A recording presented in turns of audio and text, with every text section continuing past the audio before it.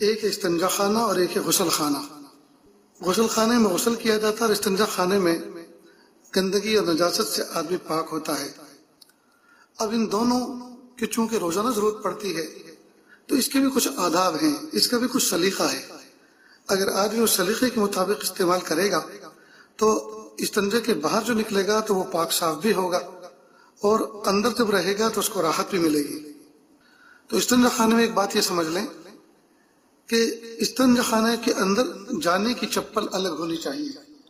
غسل خانے میں تو آدمی ننگے پیر ہوتا ہے، اس لیے کہ اس کو پیر بھی دھونے ہوتے ہیں، سب کچھ دھلتا ہے، پیر بھی دھلتے ہیں، جسم بھی دھلتا ہے، تو اس میں تو چپل کی ضرورت نہیں پڑتی۔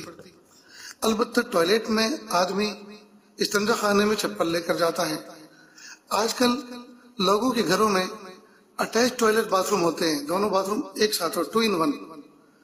تو ہوتا یہ ہے کہ پہلا حصہ غسل خانے کا ہوتا ہے اور دوسرا حصہ، آخری حصہ وہ ٹوائلٹ کا ہوتا ہے۔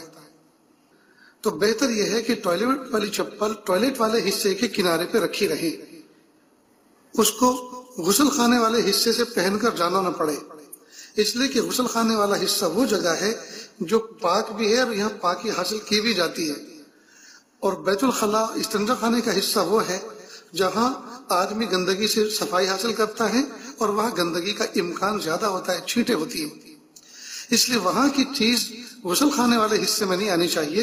ٹوائلٹ والا حصہ جو تقریباً غسل خانے سے 2-4 انچ ابھرا ہوا اونچا ہوتا ہے، وہ ایک کنارے پر وہی چپل نکلی رہے۔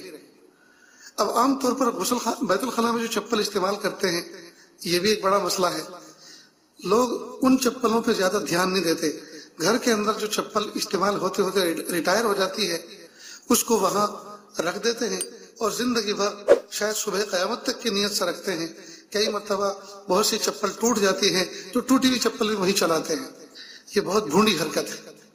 کئی مرتبہ وہ چپل اتنی گندی ہوتی ہے کہ ان میں پیر ڈالنے کو بھی دل نہیں کرتا۔